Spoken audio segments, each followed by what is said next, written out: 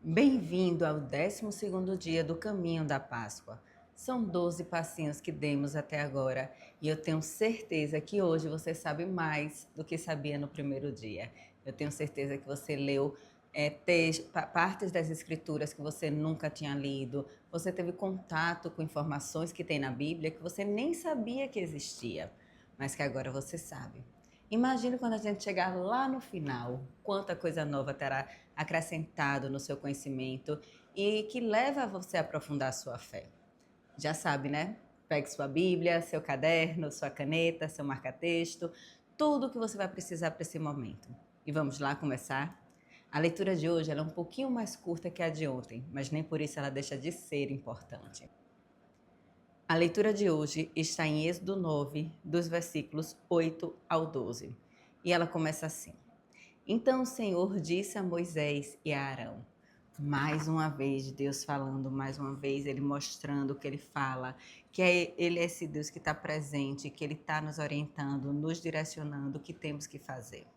E Ele disse assim: Peguem mãos cheias de cinza de um forno, e que Moisés atire essas cinzas para o ar diante do faraó. Ela se transformará em pó fino sobre toda a terra do Egito, e em tumores que se arrebentem em úlcera nas pessoas e nos animais por toda a terra do Egito. Então aqui a gente vê mais um direcionamento de Deus. Mais uma vez ele dizendo o que Arão e Moisés têm que fazer. Mais uma vez eles vão se apresentar diante do faraó em obediência, mesmo sabendo que o faraó não vai amolecer o coração e que ele vai levar novamente uma palavra de maldição sobre aquelas pessoas. E que ele vai ser mal visto, né? Malquisto ali naquele lugar. E aqui ele já dá exatamente essa distinção, né? Que entre o povo do Egito e o povo hebreu. Essa era mais uma praga que não viria sobre o povo hebreu, apenas sobre a terra do Egito. E esse pó, essas cinzas que ele pega do forno, são as cinzas do forno que os escravos usavam para fazer os tijolos, né? Era símbolo do trabalho escravo dele, da opressão, da mão pesada que o faraó tinha sobre aquele povo. Então ele ia usar o resíduo de uma dor de um povo para provocar uma praga naquele que tinha provocado aquela dor. E continua assim a leitura. Eles pegaram cinzas de um forno e se apresentaram a Faraó. Moisés atirou a cinza para o ar e ela se transformou em tumores que arrebentavam em úlcera nas pessoas e nos animais. Os magos não puderam permanecer diante de Moisés por causa dos tumores, porque havia tumores nos magos e em todos os egípcios. Porém, o Senhor endureceu o coração do Faraó e este não os ouviu, como o Senhor tinha dito a Moisés. Então, nessa segunda parte da leitura, uma coisa bem interessante que vem, eu sei que a Bíblia, a escrita dela, às vezes, ela é um pouco reduzida, né? Ela não traz com tantos detalhes do que aconteceu.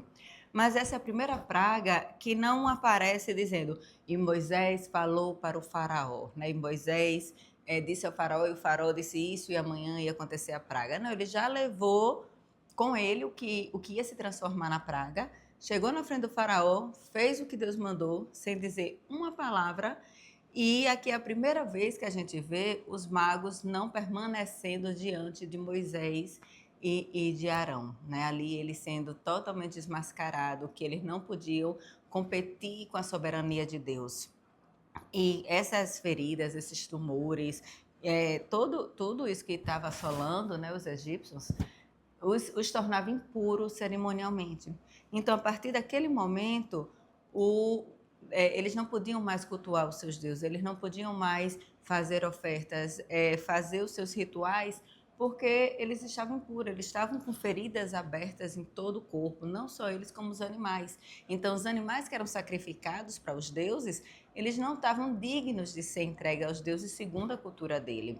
Quando a gente for ver a Páscoa, a gente vai ver como as ofertas elas são rigorosamente detalhadas. Tem que ser sem mácula, tem que ser sem defeitos. é uma série de exigências para poder ofertar no altar aquele animal. E aqui no Egito também não era diferente. O animal ele tinha que estar perfeito para que fosse oferecido aos deuses. Então, na hora que Deus é, trouxe uma praga em cima dos animais e em cima das pessoas, todo aquele território ficou impuro cerimonialmente. Então, naquele momento, era que como se Deus estivesse tirando a força dos deuses, né? Mostrando que aqueles deuses não tinham força, porque eles não tinham como receber alimentos, né? Não tinham como receber as ofertas para que eles continuassem protegendo, continuassem fazendo. E aqui é a primeira vez que a gente vê é, no texto de forma tão explícita que o Senhor endureceu o coração do faraó. Até então dizia, e o faraó endureceu o coração, e o faraó endureceu o coração. E aqui nesse texto, nessa praia, é a primeira vez que deixa tão explícito que quem estava endurecendo o coração do faraó era o próprio Deus. E a gente muitas vezes se questiona, né, por que às vezes Deus ele dificulta um pouquinho a situação para que depois tenha todo o desdobramento e a palavra dele se cumpra. Se desde o começo o faraó tivesse obedecido, tivesse libertado, ele ia achar que ele que tinha feito, né? Como a gente já comentou aqui. Então, aqui prova que o plano de Deus ele é muito maior do que o que a gente consegue ver. Que as dificuldades que a gente passa, as portas fechadas que a gente passa, às vezes é Deus que faz. Porque senão a gente vai achar que é pela nossa força.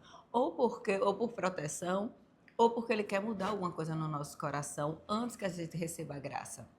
A gente sabe que esse povo, eles nasceram como escravos, eles nunca tiveram uma vida em liberdade. Então, o coração dele foi formado dentro desse ambiente de idolatria, dentro desse ambiente de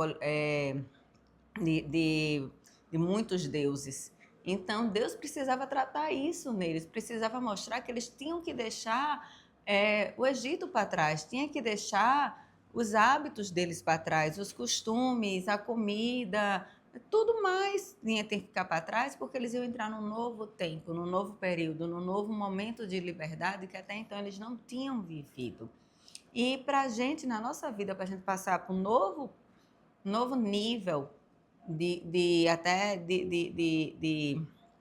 fé, de conhecimento de Deus, de andar com Ele, de um relacionamento mais íntimo com Ele, nós também vamos ter que deixar coisa que aprendemos na nossa vida, na cultura, no meio que a gente vive, para trás, né? Essa história que o mundo é assim mesmo, que todo mundo faz isso, não vai caber numa vida guiada por Deus. E vai ter um momento, sim, que iremos ter que fazer escolhas do que vamos fazer. Aquele povo, Moisés e Arão, estava escolhendo obedecer a Deus, estava escolhendo, mesmo que é uma palavra dura, levar a Ele, né? Eu, quando conheci Jesus, escolhi deixar algumas coisas para trás para segui-lo, para me aprofundar na palavra, para que Ele me revelasse cada vez mais quem Ele era. Que eu dizia muito, Senhor, eu não quero conhecer você pelo que as pessoas falam, eu quero conhecer o Senhor pelo que o Senhor é. Revela-te a mim, mostra quem o Senhor é. E eu tive muitas respostas de oração, eu tive muitos questionamentos meus respondidos, eu tive muitas experiências com Deus e hoje eu posso dizer que eu conheço um pouquinho do grande que Ele é. Porque aquela história, Ele é tão grande que se Ele se revelar na sua totalidade, a gente não aguenta. Então, o pouquinho que Ele se revela, a gente fica questionando. Não que a gente baixe um pouco a guarda, tire do nosso coração todo esse contexto que a gente aprendeu muitas vezes de forma errada sobre Deus. Deus não é um Deus que está lá em cima sentado apontando o dedo, esperando a gente errar para nos punir. Ele é um pai, ele quer nos pegar no colo, ele quer que a gente sinta o seu amor, ele quer nos perdoar dos nossos pecados, ele quer que a gente perca a vergonha de tirar todas as máscaras na frente dele, sem fingimento, e dizer que está triste, que não está satisfeito, que está precisando dele, ou alguma coisa boa que aconteceu, ir lá diante dele, agradecer, dizer, Senhor, muito obrigado pela sua bondade, pela sua misericórdia. Então, é esse tipo de relacionamento que ele quer com a gente, né? É quase ser, além de pai, ser o melhor amigo, o conselheiro. Ele quer estar ali do lado, mas para ele estar ali do lado, algumas coisas têm que sair, né? Duas coisas não ocupam o mesmo lugar no mesmo momento. Então, a graça e o pecado, um tem que sair para o outro entrar, né? O perdão, ele chega quando o arrependimento também chega. Então, nós temos que fazer escolhas nas nossas vidas a quem iremos servir, a quem iremos seguir, a quem iremos obedecer. E ainda temos muita coisa pela frente, ainda temos muito texto, muito conhecimento, muitas novidades, né? Porque para a maioria é novidade o que estamos lendo. E que a gente medite nessa palavra hoje, né? Qual é o pó que está virando ferida na minha vida, né? O pó que já está morto, o que não existe mais, o que não tem mais, o que é que eu estou me apegando àquele pozinho, mas que aquilo ainda tá me ferindo. No lugar de Moisés e de Arão, será que eu ia ali novamente, mesmo sabendo que não ia ter o resultado esperado, né, da libertação naquele momento? Será que eu seria obediente para ir lá diante do faraó novamente e levar uma palavra de maldição?